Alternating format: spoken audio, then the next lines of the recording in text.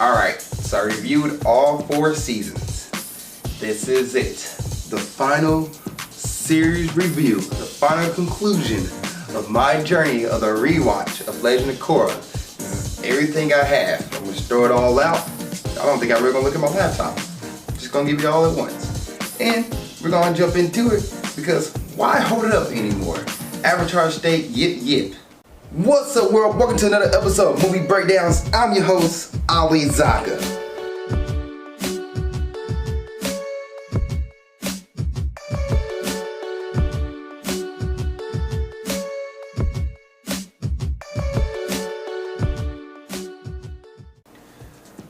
What's up world? Welcome to another episode of Movie Breakdown Series Review. I'm your host, Ali Zakka, and what is Movie Breakdown Series Review? Well, it's a series review. We look at a TV show, a season, a series. We'll look at it, review it, break it down, give it a grade A through L, plus and minuses do count. If there's a season you want me to review or a series you want me to review, let me know. Please put in the comment section below, and I'll try to get to it as best I can.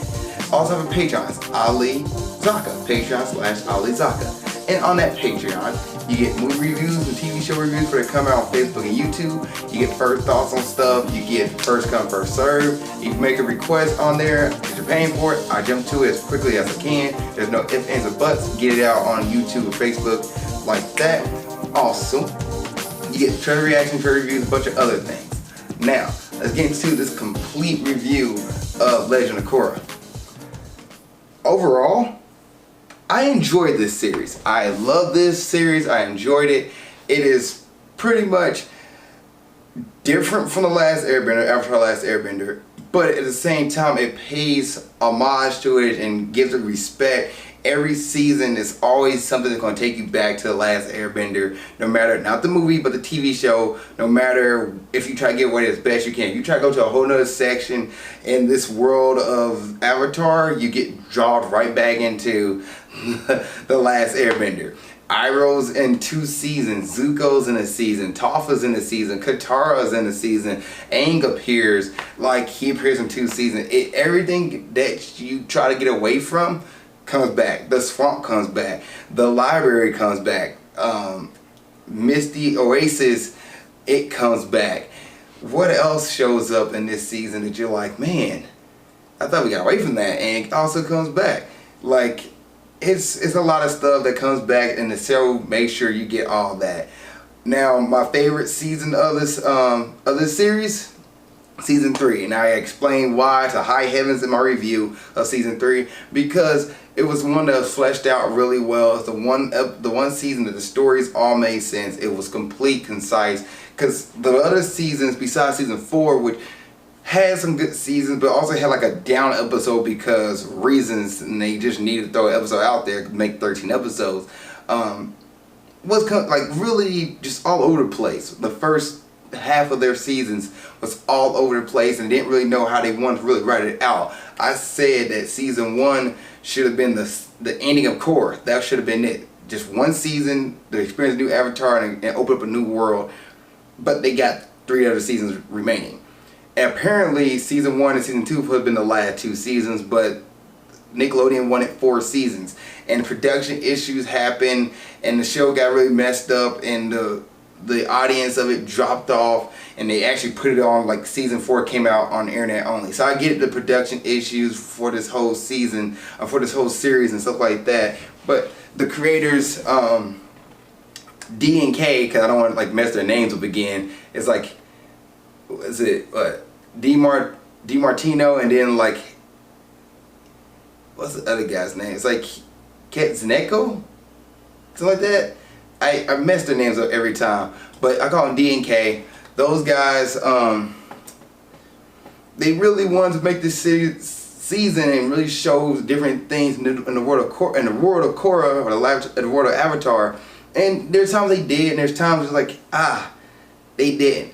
Now, if you didn't watch the other episodes of this review of the season, of the series review, what is Legend of Korra? Well, we got a new Avatar.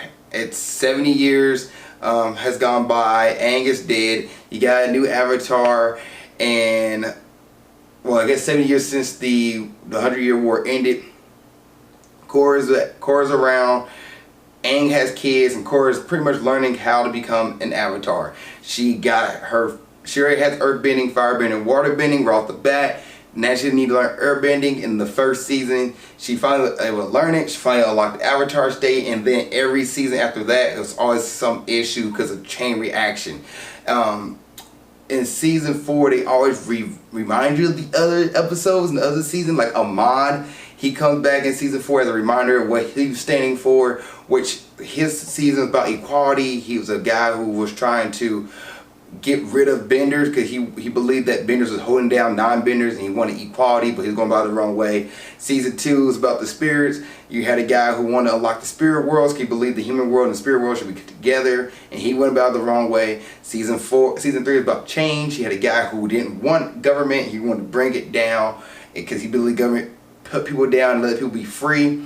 He was going about it the wrong way. And then season 4, balance, which is about somebody who saw the chaos and they wanted to connect the world together, and they was going about it the wrong way. So each season has its own ideology that Korra had to fight in every season. And these are things that people, you argue with somebody like, yeah, everybody should be equal. Why would you argue that? Or spirit world, that one's really, that's a whole nother thing. So that's not really a real life thing. That's just something like, well, if you believe in spirits or not, but as far as like actual connection between spirits and humans, people going to the spirit world, that kind of stuff, that's definitely like cartoon world. That's not really a real life ideology that you can get into, that you can physically talk to and have a conversation with other people. You talk to people about spirits, people look at you like, spirits, bro, are you crazy? Even though I do believe in ghosts myself, but let's not go down that rabbit hole, because I will get there. Let's get back to Legend of Korra. So that's one season is like, alright, that makes sense in the world of Korra.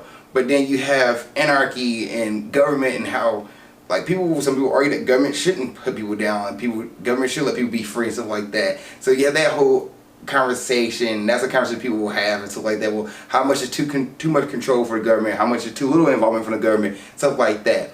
And then you have, well, without power, without control, there is chaos. And because of chaos, out of chaos comes a new regime, somebody to put things into place and put things into order. Balance. Chaos equals order. They balance each other out. So Korra has all these ideologies that she's fighting against in people in her seasons, which to me, season 2, 3, and 4 all connect. It all makes sense. What happened in season 2 affects season 3. What happened in season 3 affects season 4, and that all wraps up. And Korra actually has to deal with all that in her life. Season 1, I felt like it was a one-off because after the equality thing, Ahmad doesn't really exist anymore. Like nothing about him exists. Yet the president Raiko becomes the president of Republic City because of Ahmad, and they create a new system to have like the voice of the people. It'd be like equality, but the president didn't really do much. He actually had a lot of power, and I almost wouldn't like think that he was like somebody who was like governed by a council or anything like that, like the checks and balance system. Almost like the president was just making things happen, and he wanted to do it because he said so, not because of the fact that, you know, Ahmad and equality. It was just like, oh, I'm the president, I can do make wherever I want because people put me in charge. But he never talked to the councilman who like a checks and balance as like the United States with, you know, the 3 branches. So that was something that was like, okay, and if you don't pay attention to that, you kind of just look over it. Versus season 2, season 3, where the spirit world is open thanks to Korra. Earthbenders are back in season 3 because of the changes in the world and the spiritual pressure and stuff like that. Those things affect, and it all made sense. Which the villain in season 3 comes out of the changes, and because he's an airbender now, thanks to the spirit world opening up and the spirit energy and stuff like that, he becomes a villain. Like the villain exists because of Korra. So Korra has to deal with all those things versus Avatar: The Last Airbender, which is one concise story. Each season equals the whole picture. And the writers and the creators, D and K, they even talk about that. They even said how they didn't want it to be this one giant story like Avatar: The Last Airbender. They wanted it to be each different thing that touch on each other. Another thing about Korra that like people will dislike, I don't like it either, is the relationships. The main relationship, I should say. The love triangle that season 1 holds up. And another thing I want to say about Legend of Korra, a lot of things in season 1 do not come back in season 2, 3, and 4. They are almost inexistent. Like the city of Republic City, it's the battleground of season 2 for some reason. The final battleground in season 4, which makes sense. Season 3 is not the battleground at all. But in season 1, it's a battleground, and it's almost like you just get rid of everything that happened in season 1. It's almost like season 1 happened and they just literally stand alone. Like Pro Bending, it makes an appearance in season 2 for a little bit, then gone. Which I really enjoy Pro Bending. The love triangle between Mako, Asami, and Korra, and then Mako, Korra, and Bolin. That's all there in season 1, which is really distracts the main storyline. That gets rid of, but in season 2 you have Asami, Mako, and Korra. Their love triangle continue over, and in season 3 there's no love triangle between them, but it's like this tension between Mako, Asami, and Korra, because Asami and Korra are becoming more closer to friends because they dated the guy who pretty much cheated on both of them. They dated him. He's like, he know what he did was wrong, so he doesn't really want to be around him, but they treat him as a friend. And then you also have Bolin, who every season he had a love interest. In season 3 he finally gets a good one that stays with him in season 4 that connects. Now I wonder if because they had time, or they didn't have time, they made the seasons side by side. I wonder because the season produced at the same time but got released later, that they realized like, no, just still getting Mako another love relationship in season 4. Let's have him stay with Opal and let's build on that one, which that actually flowed organically in the series. Give them props on that one. 3 and 4, they did good with the relationship. Not making Mako and Opal a big thing, making Bolin and Opal a big thing, but just had a background thing, and their relationship weaves into the main storyline. Thought that was done really well. And then you have to hit on Asami and Korra. Asami and Korra, which season 3 you see them become more and more friends. You see them hanging out with each other, they're going on adventures together with each other, while Bolin and Mako are off on their own things. Asami and Korra kind of around each other a lot more. And you see that. But then in season 4, Korra writes everybody, but writes Asami more and stops writing the other two, so she's more like, that's like her best friend to me. That made, the best friendship made sense. But D and K, they said that when Korra was writing Asami over those 3 years, it was them building a relationship with each other and them showing how much they cared about each other and how much they love each other, and their friendship being from friends to a relationship.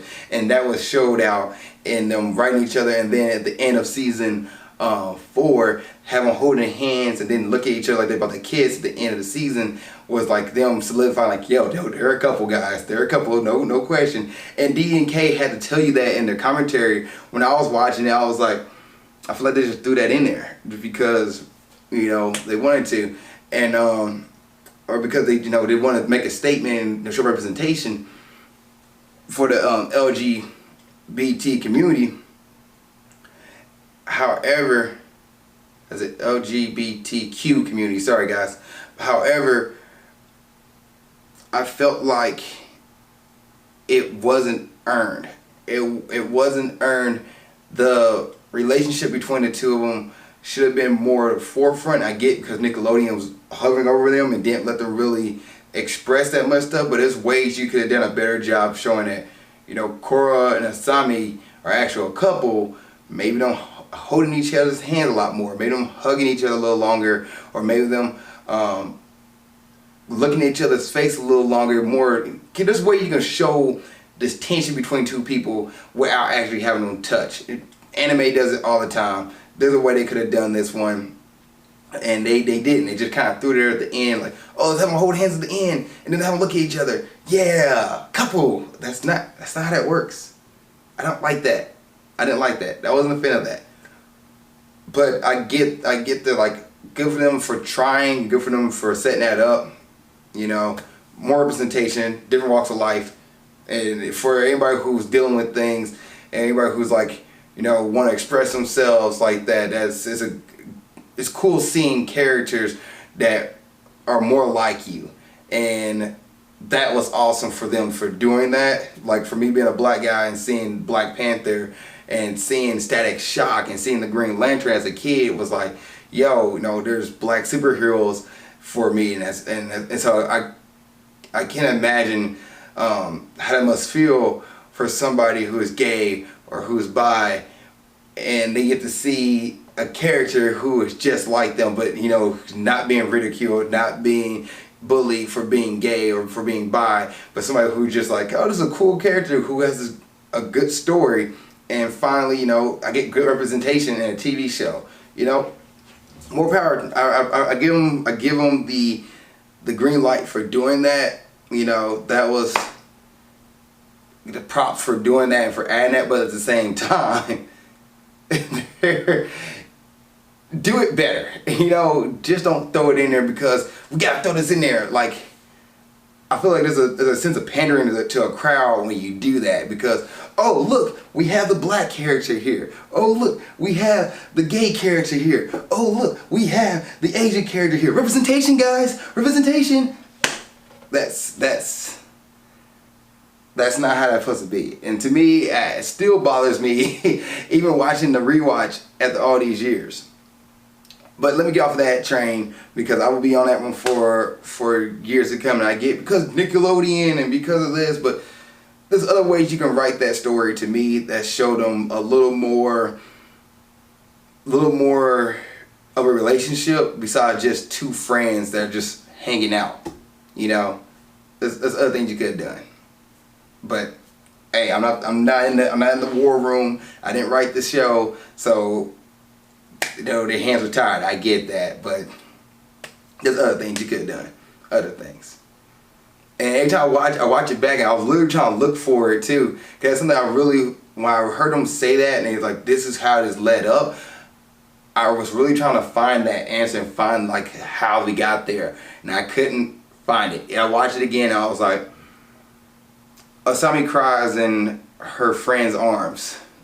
People cry in their friend's arm all the time, but doesn't mean they're a love relationship. It just means they have a really good friendship and bonds. They've been through stuff. Asami's been here since season 1, so it will make sense why she will feel such a way.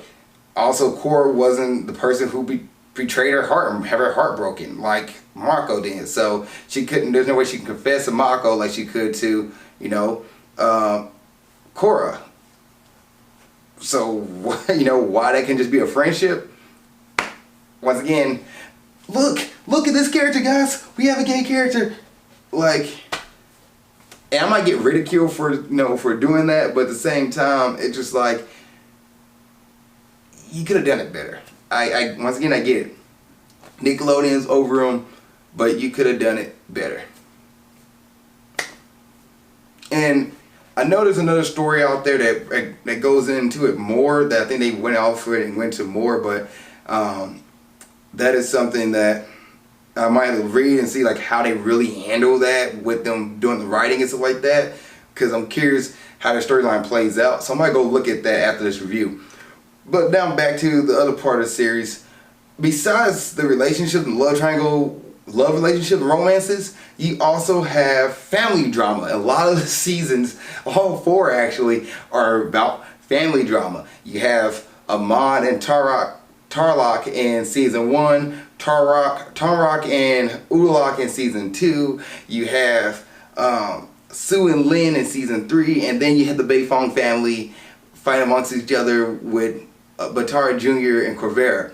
So you have family drama all throughout this whole season, and this show really put that to the forefront. Like, Korra doesn't have any brothers and sisters, but Mako and Bolin are brothers, and they sometimes get into it, and they are together all 4 seasons. Asami doesn't have any family, but her dad, who's a bad guy, see her family issue there. Toph and Aang being pretty much bad parents to their kids, so the kid grows up kind of resenting them and got to learn to accept their parents and what their parents was trying to do, and admit that he wasn't the best parents, but hey, they did the best they can.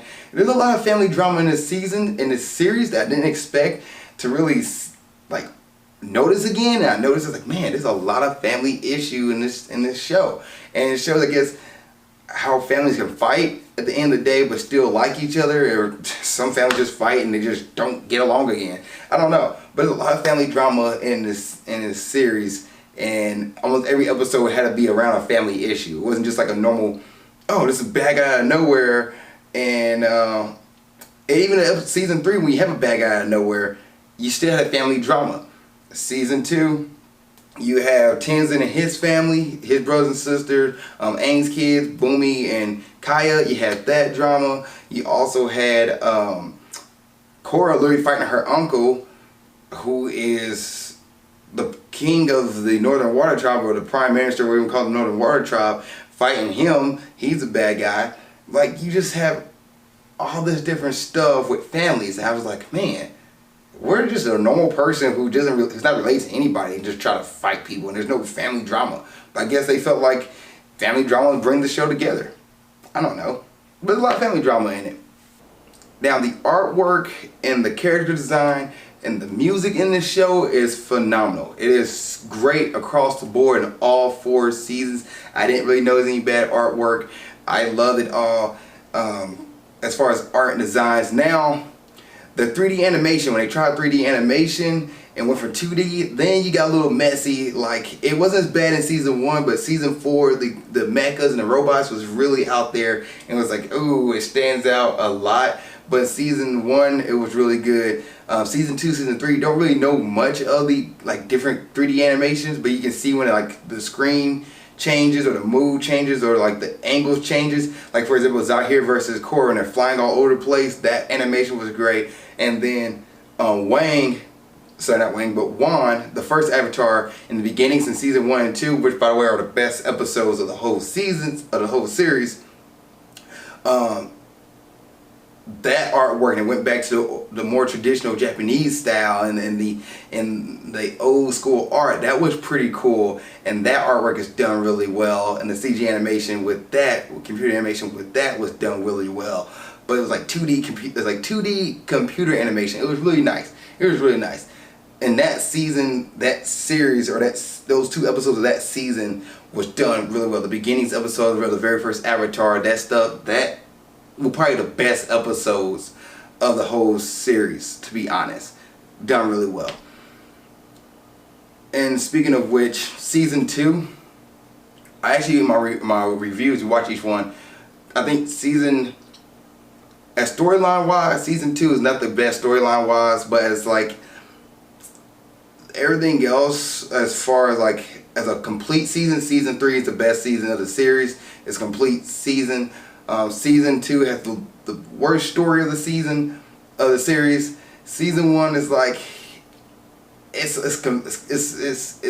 messy, but it also has some good thinking points and some good stuff where you're like, okay, I can get down with that. It wasn't just, I'm a bad guy, I didn't want to become Dark Avatar. It was like, you had a guy who had a villain who had like a major talking point, and you're like, okay, this, alright, cool, we see it. But then like all the other things that came into it is like, and then Korra losing her bending and she getting the power of air out of nowhere. It's like, okay, how is she doing this? And then I love the pro bending stuff, but it doesn't come back in the season. Like, season 1 literally is a standalone season on its own and doesn't really play on really with the other 3 seasons. They try to bring it back in a little bit season 4 with Amon, like talking about his ideology when Korra's dealing with her PTSD, but it's not really existent. Characters. Korra is, like I said in other reviews, is definitely a character who fight first, think second in the first 3 seasons. And then in season 4, she finally becomes a character who thinks first and then fights second and actually thinks a different way to resolve stuff besides her fist. It's a shame because it's almost like season 1, she she goes through this problem with her losing her bending, was a very traumatic thing. And then season 2 just kind of like forget about everything that happened and doesn't really age or mature at all. But in season 3 she started to change a little bit, and in season 4 it really takes effect. And I thought her arc in the whole series was done really well. Mako, his arc, besides being a love interest for Korra, he was just there. He was a firebender dude who was kind of there to help out, kind of like Korra's second-hand man pretty much. But yeah, he was there. He don't really get to grow on you. Like, he wasn't a bad character, but he was just like an okay character. And he doesn't really have a high point, doesn't have a low point, doesn't really have like a really big arc. He was just there. Bolin, probably one of my favorite characters of the series. He has an arc from being like this character who wasn't really unsure of himself, tried to be the ladies' man, tried to get all the girls kind of thing. He wasn't really sure of himself and tried to put on the show. And then, you know, throughout the series, he's done all these great things, but never really had a thing to call his own, be himself, and show that he's a confident person. Season 3, he gets that, and in season 4, he kind of falls back in line with somebody else and becomes that confident person of his own at the end of season 4, which I wish we got more of a closure with him. Because we don't get much of a closure with Bolin at the end of the series. He helps Korra beat Crivera, and then just kind of goes off. Like, he danced with Oprah at the end of the series within the wedding. He's the guy that put, you know, announced Varric and Julie to be husband and wife, but he didn't have a closure thing. Like, he grows out the series and becomes like this character who finally, you know, accepts, like, hey, you know, I'm me. I'm not going to stand up for what's wrong. I'm doing the right thing, standing against those that put down other people. And he finally has a voice of his own, but at the same time doesn't really have that big moment. Like, yes, Bolin, let's go. Tenzin, my favorite character of the whole series. He is the best character of all time. He's a guy who goes from being like trying to be Aang's, take the burden of his father on, into the second season where he released that, like, I'm no longer, you know, my father's shadow. I am myself. I am Tenzin.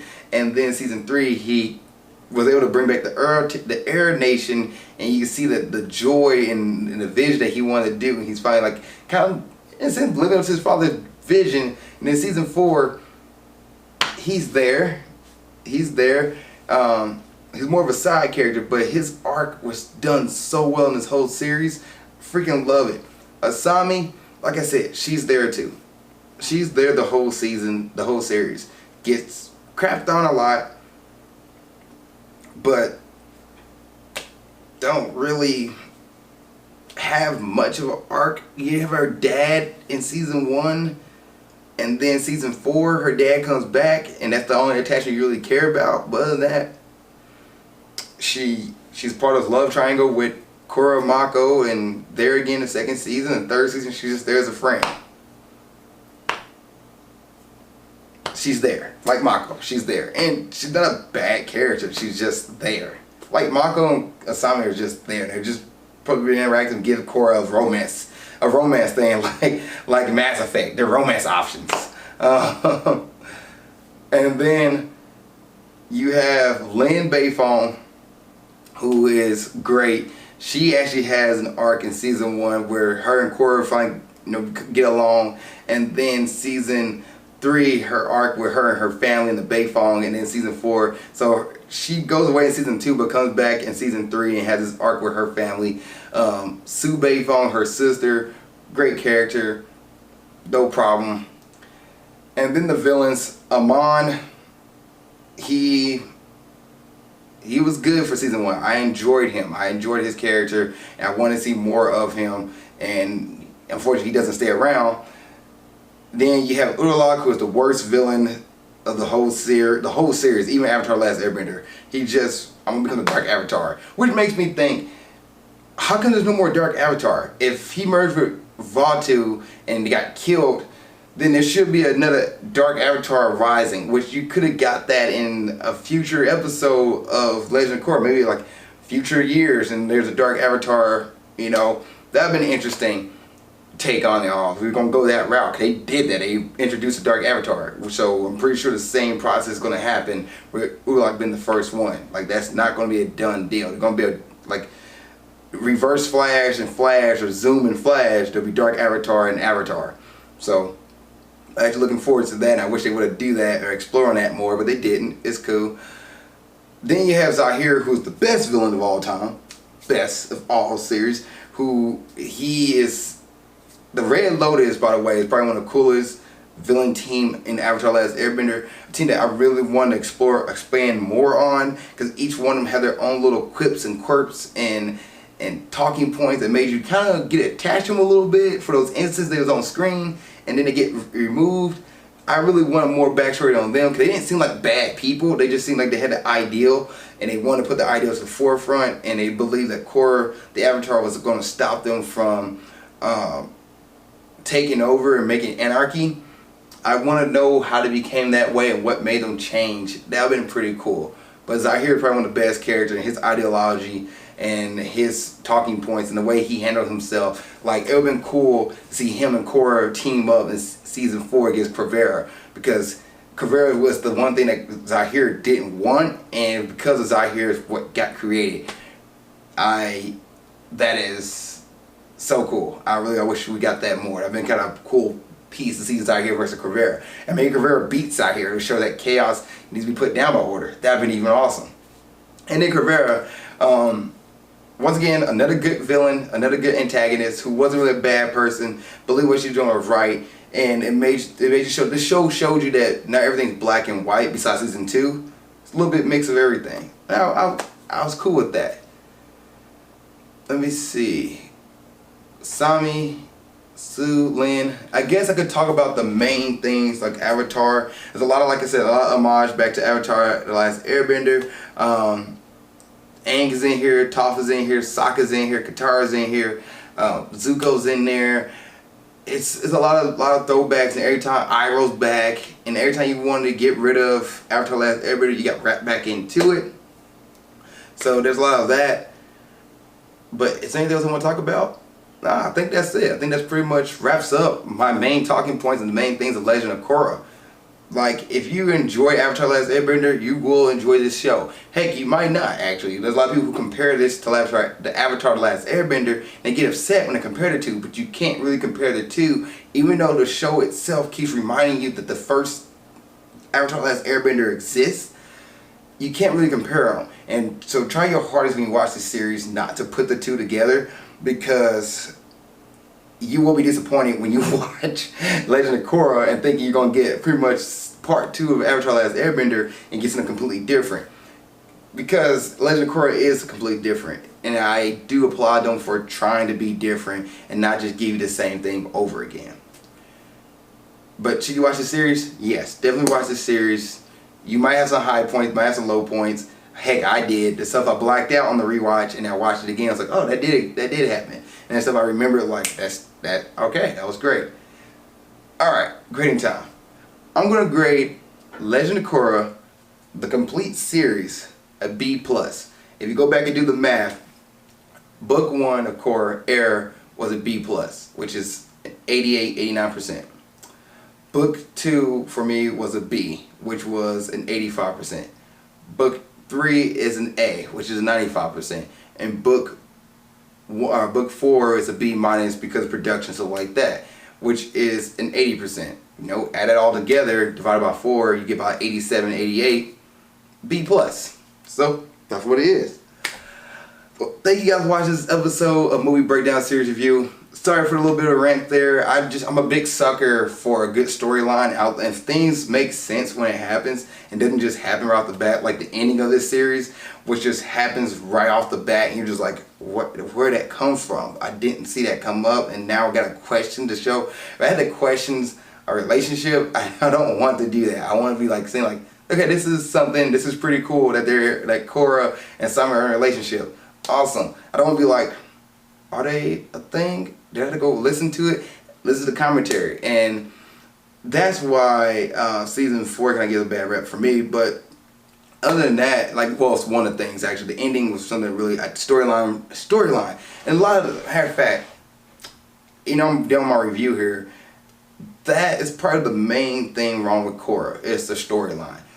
Season 1, Season 2, it's bundled up. The first half of it is just all over the place. And the second half of the season cleans up. Season 3 is complete, concise story. And Season 4, the story is concise. And then the end is just like, yo, we're going this way. I'm like, wait a minute, where are you going?